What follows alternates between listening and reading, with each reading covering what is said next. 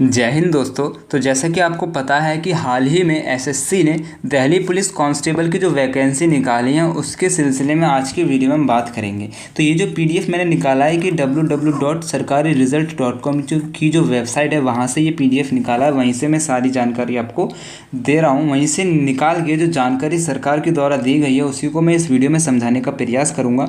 Important date के बारे में बताऊँगा, एप्लीकेशन फ़ीस के बारे में बताऊँगा, जो एग्ज़ाम होने वाला है दिल्ली पुलिस कांस्टेबल का उसका जो सिलेबस है उसके बारे में बताऊंगा। जो फिज़िकल एग्ज़ाम होगा उसमें आपकी से क्या क्या रिक्वायरमेंट है एसएससी की उसके बारे में बताऊंगा। जो आपका एग्ज़ाम आने वाला है किस टॉपिक से क्वेश्चन ज़्यादा पूछे जाएंगे उसके बारे में मैं बताऊंगा।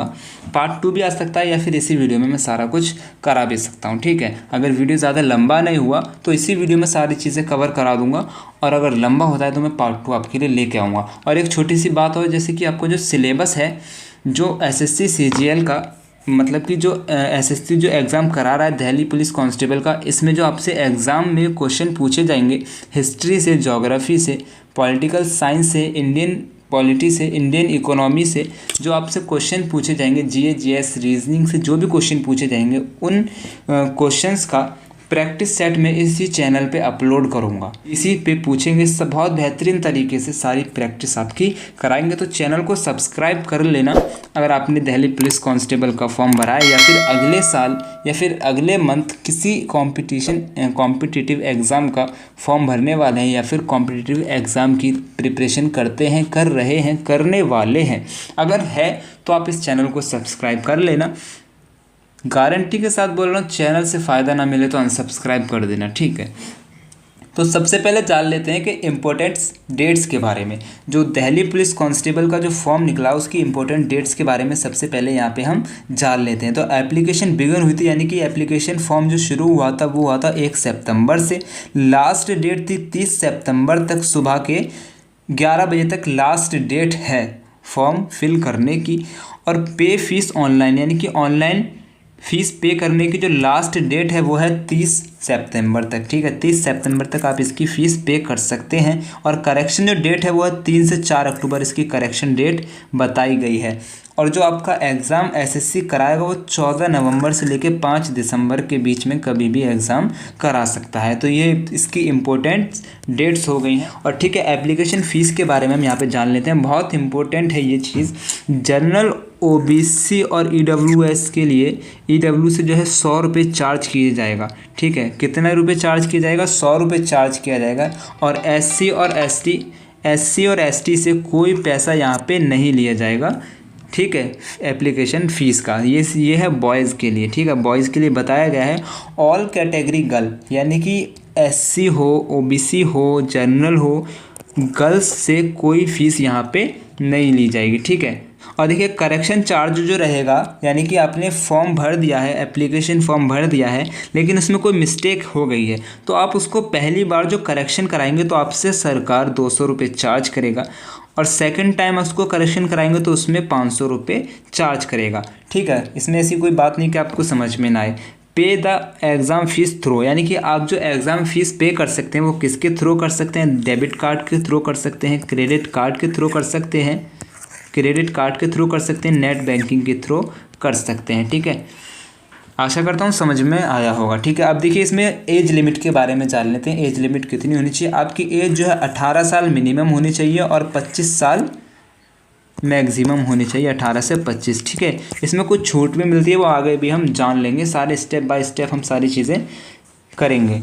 वीडियो में लास्ट तक बने रहिएगा। देखिए बहुत इंपॉर्टेंट चीज़ यहाँ पे आपको बताई गई है कि जो वैकेंसी निकली है ना वो कितनी है, टोटल पोस्ट कितनी है। तो 7547 टोटल पोस्ट निकाली गई हैं। ठीक है, मेल कैंडिडेट के लिए कितनी पोस्ट हैं, फीमेल कैंडिडेट के लिए कितनी पोस्ट है वो यहाँ पे हमें दे रखा है।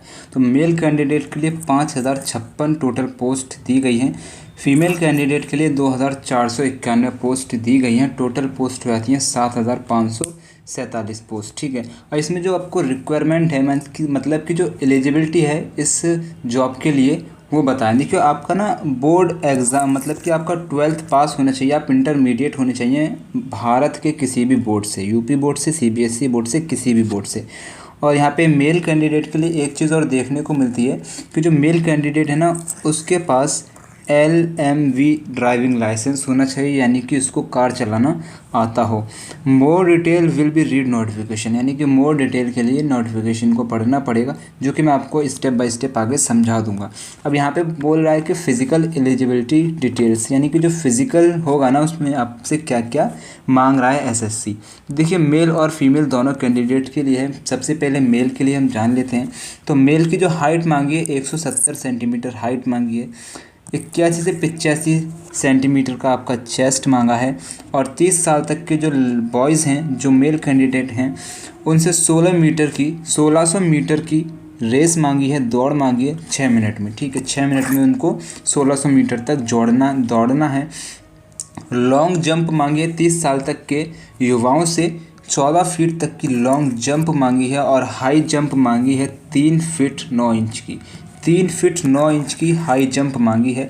हाई जंप ऐसे होगी, ऐसे ऊंचा, यहाँ से इतना ऊंचा उठना है, और लॉन्ग जंप ऐसे होगी, यहाँ से लेके यहाँ तक आपको छलांग लगानी है। ठीक है, हाई और लॉन्ग में आपको फ़र्क पता होगा, लेकिन मैंने थोड़ा सा बेसिकली समझा दिया है। ठीक है, फीमेल कैंडिडेट से क्या क्या रिक्वायरमेंट है। तो 157 सेंटीमीटर की हाइट मांगी है।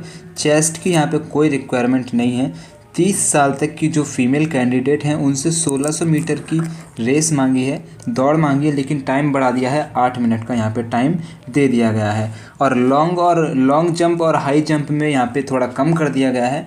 लॉन्ग जंप उनसे 10 फीट की मांगी गई है, जबकि बॉयज़ से 14 फीट की मांगी गई है, यानी कि यहाँ पे 4 फीट कम कर दिया गया है। हाई जंप में यहाँ पे 3 फीट की हाई जंप मांगी है, 9 इंच यहाँ पे कम कर दिया गया है। ठीक है, यहाँ पे यही इम्पोर्टेंट था सारा का सारा। भी इसमें आपको बताना है मुझे कि आपका जो एग्ज़ाम होगा उसमें जो आपका सिलेबस रहेगा, सिलेबस आपका बताना है, उसमें किस तरह से क्वेश्चन पूछे जाएंगे, किस टॉपिक से आपसे ज़्यादा क्वेश्चन पूछे जाएंगे, किस सब्जेक्ट से क्वेश्चन पूछे जाएंगे, किस तरह का पैटर्न आएगा, वो सारी बातें जो है मैं नेक्स्ट वीडियो में आपको बताऊंगा। उसके लिए चैनल को सब्सक्राइब करके नोटिफिकेशन बेल को ऑन कर लेना। ठीक है, नेक्स्ट वीडियो में मैं आपको बताऊंगा कि जो आपका एग्ज़ाम SSC करा रहा है उसमें किस सब्जेक्ट से ज़्यादा क्वेश्चन पूछे जाएंगे, और इसी चैनल पे मैं आपका प्रैक्टिस कराऊंगा। ठीक है, सारी चीज़ें, रीजनिंग की प्रैक्टिस कराऊंगा, GS की, GK की सारी प्रैक्टिस मैं यहाँ पे आपको कराऊंगा। तो चैनल को सब्सक्राइब करके नोटिफिकेशन बेल को ऑन कर लेना।